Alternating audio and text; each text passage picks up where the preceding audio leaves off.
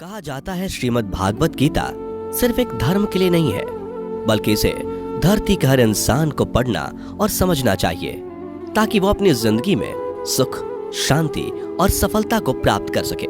भगवत गीता में कुल 18 अध्याय हैं और इन 18 अध्यायों में कुल 700 श्लोक हैं, जो सभी के लिए पढ़ पाना थोड़ा मुश्किल है। इसलिए आज के इस बेहद ही खास वीडियो में हम भगवत गीता के 111 विचारों के बारे में बात करने वाले हैं, जिन्हें जानकर आप भगवत गीता का सही मतलब समझ पाएंगे। इसलिए इन विचारों को आप हर सुबह सुने। दोस्तों, अगर आप इस वीडियो का अधिक से अधिक लाभ पाना चाहते हैं तो कृपया कर इसे हेडफोन लगाकर शांति से सुने। तो चलिए जानते हैं श्रीमद् भागवत गीता के 111 पावरफुल विचारों को। श्री कृष्ण कहते हैं कि मनुष्य को परिणाम की चिंता किए बिना, लोभ लालच बिना एवं निस्वार्थ और निष्पक्ष होकर अपने कर्तव्यों का पालन करना चाहिए। जिस तरह प्रकाश की ज्योति अंधेरे में चमकती है, ठीक उसी प्रकार सत्य भी चमकता है। इसलिए मनुष्य को हमेशा सत्य की राह पर चलना चाहिए। जिस मनुष्य के अंदर ज्ञान की कमी और ईश्वर में श्रद्धा नहीं होती, वो मनुष्य जीवन में कभी भी आनंद और सफलता को प्राप्त नहीं कर पाता। जिस प्रकार मनुष्य अपने पुराने वस्त्रों को त्याग कर नए वस्त्र धारण करता है, ठीक उसी प्रकार आत्मा पुराने व्यर्थ के शरीर को त्याग कर नए भौतिक शरीर को धारण करती है। कौन क्या कर रहा है, कैसे कर रहा है और क्यों कर रहा है, इन सब से आप जितना दूर रहेंगे उतना ही आप खुश रहेंगे। समझदार व्यक्ति जब संबंध निभाना बंद कर देता है तो समझ लेना उसके आत्मसम्मान को कहीं ना कहीं ठेस अवश्य पहुंची है। मोह उसी का करो जिस पर आपका अधिकार है। जिस पर आपका अधिकार ही नहीं, उसका मोह भी नहीं करना चाहिए। जो दूसरों की तकलीफों को समझते हैं, जिनमें दया है, दिल से अच्छे हैं, उन्हें दोबारा जन्म लेना नहीं पड़ता।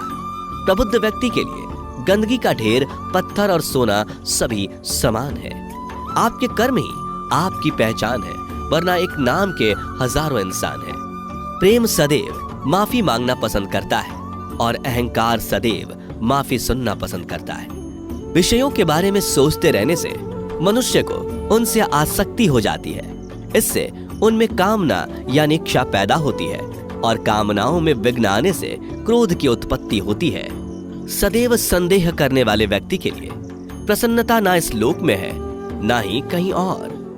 कर्म वह फसल है जिसे इंसान को हर हाल में काटना ही पड़ता है। इसलिए हमेशा अच्छे बीज बोएं ताकि फसल अच्छी हो। जो होने वाला है वो होकर ही रहता है और जो नहीं होने वाला वो कभी नहीं होता। ऐसा निश्चय जिनकी बुद्धि में होता है, उन्हें चिंता कभी नहीं सताती। अच्छे कर्म करने के बावजूद भी लोग केवल आपकी बुराइयां ही याद रखेंगे। इसलिए लोग क्या कहते हैं इस पर ध्यान मत दो, तुम अपना कर्म करते रहो। जितना हो सके खामोश ही रहना अच्छा है, क्योंकि सबसे ज्यादा गुनाह इंसान से उसकी जुबान ही करवाती है। गीता में भगवान श्री कृष्ण कहते हैं कि हे अर्जुन, अपने परम भक्तों जो हमेशा मेरा स्मरण या एक चित्त मन से मेरा पूजन करते हैं, मैं व्यक्तिगत रूप से उनके कल्याण का उत्तरदायित्व लेता हूँ। हे पार्थ, जो लोग भक्ति में श्रद्धा नहीं रखते वो मुझे प्राप्त नहीं कर पाते। अतः वे इस भौतिक जगत में जन्म मृत्यु के मार्ग पर वापस आते रहते हैं। मौन सबसे अच्छा उत्तर है किसी ऐसे व्यक्ति के लिए जो आपके शब्दों को महत्व नहीं देता। बदल जाओ वक्त के साथ, या फिर वक्त बदलना सीखो। मजबूरियों को मत कोसो, हर हाल में चलना सीखो। किसी काम की चिंता करना ठीक है, पर चिंता इतनी भी नहीं होनी चाहिए कि वह काम ही बिगड़ जाए। अच्छी नीयत से किया गया काम कभी व्यर्थ नहीं जाता और उसका फल आपको जरूर मिलता है। श्री कृष्ण कहते हैं कि मैं किसी का भाग्य नहीं बनाता, हर कोई अपना भाग्य खुद बनाता है।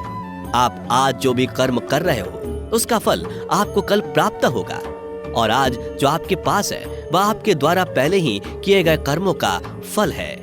मनुष्य नहीं, उसके कर्म अच्छे या बुरे होते हैं, जैसे मनुष्य के कर्म होते हैं उसे वैसे ही फल की प्राप्ति होती है। तुम्हें सिर्फ अपने कर्म करने का अधिकार है, किंतु कर्म के फलों के तुम अधिकारी नहीं हो। तुम ना तो कभी अपने आप को अपने कर्मों के फल का कारण मानो, नहीं कर्म ना करने में आसक्त हो जाओ। सही कर्म वह नहीं है जिसके परिणाम हमेशा सही हो, अपितु सही कर्म वह है जिसका उद्देश्य कभी गलत ना हो। संसार में कोई भी मनुष्य सर्वगुण संपन्न नहीं होता, इसलिए कुछ कमियों को नजरअंदाज करके रिश्ते बनाए रखिए। पूर्णता के साथ किसी और के जीवन की नकल करके जीने की तुलना में अपने आप को पहचान कर अपूर्ण रूप से जीना बेहतर है। जब भविष्य धुंधला पड़ने लग जाता है तब आपको अपने वर्तमान में ध्यान केंद्रित करने की आवश्यकता है। कोशिश कर, हल निकलेगा, आज नहीं तो कल निकलेगा। अर्जुन के तीर सा सद मरुस्थल से भी जल निकलेगा। जीवन की सबसे बड़ी गलती वही होती है जिस गलती से हम कुछ सीख नहीं पाते।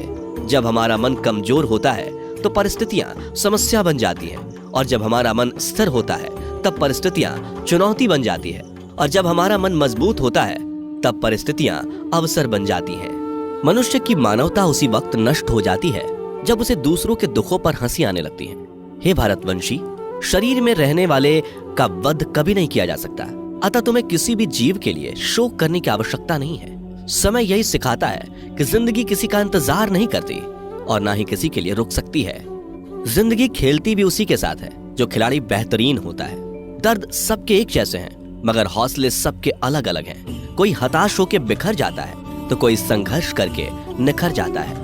मनुष्य को अपने कर्मों से संभावित परिणामों से प्राप्त होने वाली विजय या पराजय, लाभ या हानि, प्रसन्नता या दुख इत्यादि के बारे में सोचकर चिंता से ग्रसित नहीं होना चाहिए।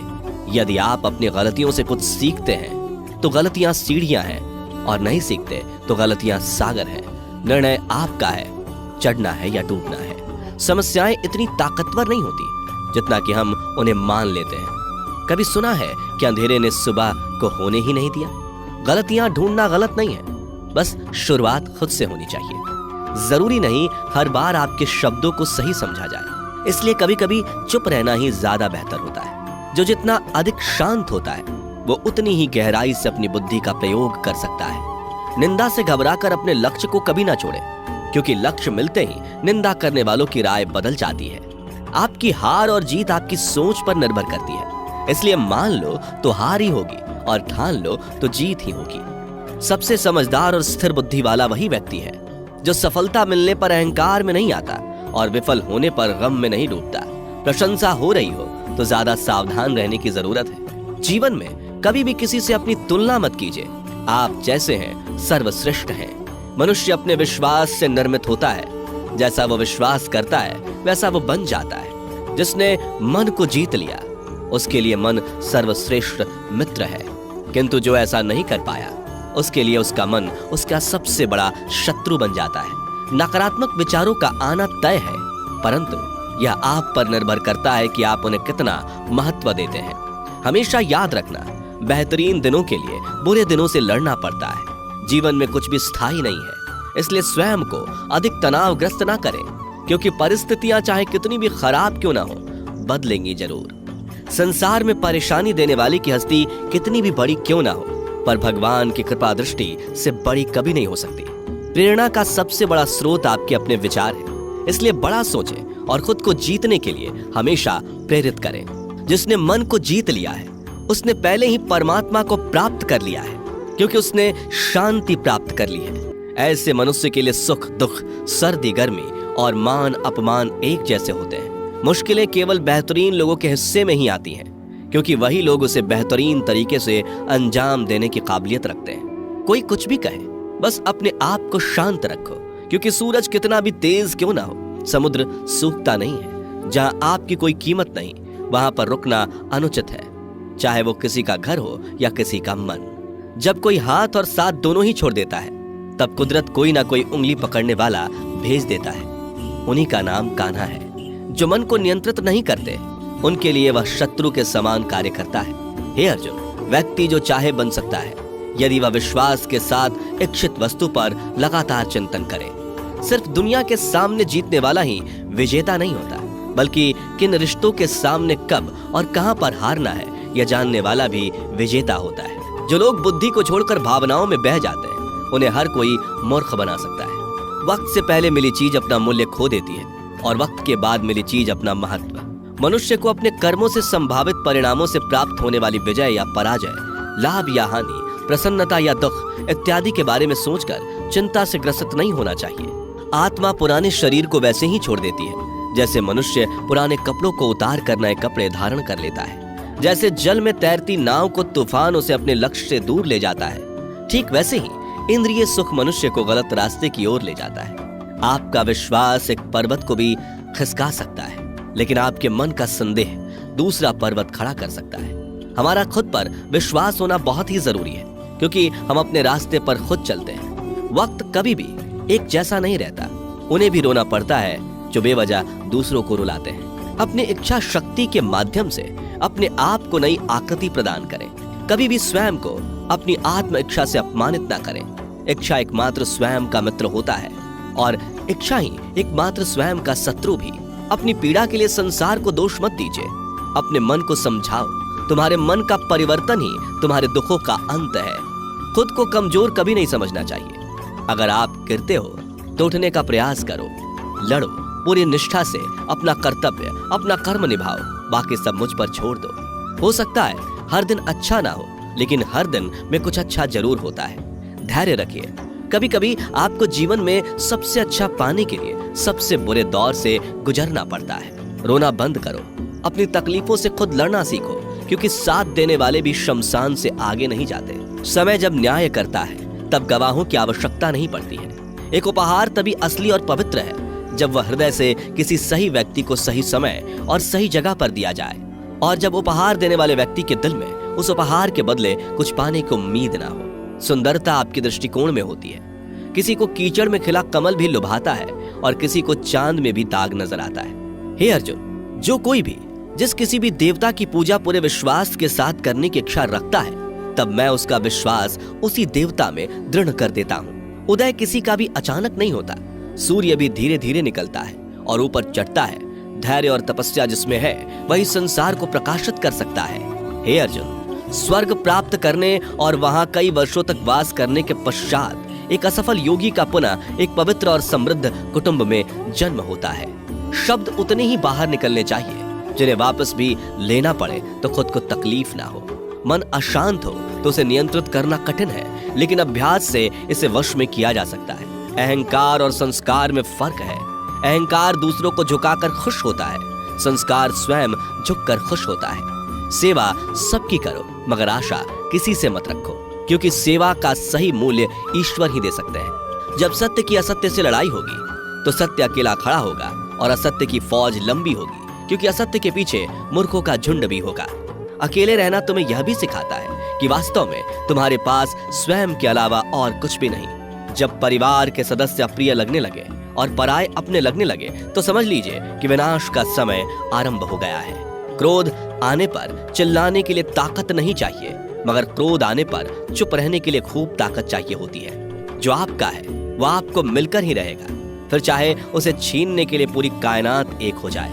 दो प्रकार के व्यक्ति संसार में स्वर्ग से भी ऊपर स्थित होते हैं। एक वो जो शक्तिशाली होकर भी क्षमा कर देते हैं, और दूसरे वो जो दरिद्र होकर भी कुछ दान करते हैं। प्रेम शरीर या सुंदरता को देखकर नहीं होता, प्रेम हृदय से होता है। जहाँ दो हृदय मिल जाए वहीं प्रेम जन्म लेता है। किसी भी व्यक्ति को अच्छे से जाने बिना दूसरे की बातें सुनकर उसके प्रति कोई धारणा बना लेना मूर्खता है। अगर साफ नियत से मांगा जाए तो ईश्वर नसीब से बढ़कर देता है। जो हुआ वह अच्छा हुआ, जो हो रहा है वह अच्छा हो रहा है, जो होगा वो भी अच्छा ही होगा। मेरा, तेरा, छोटा, बड़ा, अपना, पराया मन से मिटा दो, फिर सब तुम्हारा है और तुम सबके हो। जब भी विनाश होने का प्रारंभ होता है, शुरुआत वाणी के संयम खोने से होती है। जीवन में सब कुछ खत्म होने जैसा कुछ भी नहीं होता। हमेशा एक नई शुरुआत हमारा इंतजार कर रही होती है। जीवन में यदि खुश रहना है तो अधिक ध्यान उस चीज पर दें जो आपके पास है, उस चीज पर नहीं जो दूसरों के पास है। उस दिन हमारी सारी परेशानियां खत्म हो जाएंगी, जिस दिन हमें यकीन हो जाएगा कि हमारा सारा काम ईश्वर की मर्जी से होता है। विपत्ति में धैर्य, वैभव में दया और संकट में सहनशीलता ही श्रेष्ठ व्यक्तियों का लक्षण है। जो व्यक्ति स्पष्ट और सीधी बात करता है उसकी वाणी कठोर जरूर होती है, लेकिन वह कभी किसी के साथ छल नहीं करता। जो अच्छा लगे उसे ग्रहण करो, जो बुरा लगे उसका त्याग, फिर चाहे वह विचार हो, कर्म हो या मनुष्य। बुराई बड़ी हो या छोटी हमेशा विनाश का कारण बनती है, क्योंकि नाव में छेद छोटा हो या बड़ा नाव को ही डुबो देता है। अपने परम भक्त जो हमेशा मेरा स्मरण या एक चित्त मन से मेरा पूजन करते हैं, मैं व्यक्तिगत रूप से उनके कल्याण का उत्तरदायित्व लेता हूँ। जो दान बिना सत्कार के कुपात्र को दिया जाता है वह तमस दान कहलाता है। परिवार और समाज दोनों ही बर्बाद होने लगते हैं जब समझदार मौन और नासमझ बोलने लगते हैं। आप वापस नहीं जा सकते और शुरुआत को नहीं बदल सकते, लेकिन आप चाहें वहीं से शुरू कर सकते हैं और अंत को अवश्य बदल सकते हैं। जब उम्मीदें टूटने लगे, कोई रास्ता दिखाई ना दे, तो एक बार भगवत गीता की शरण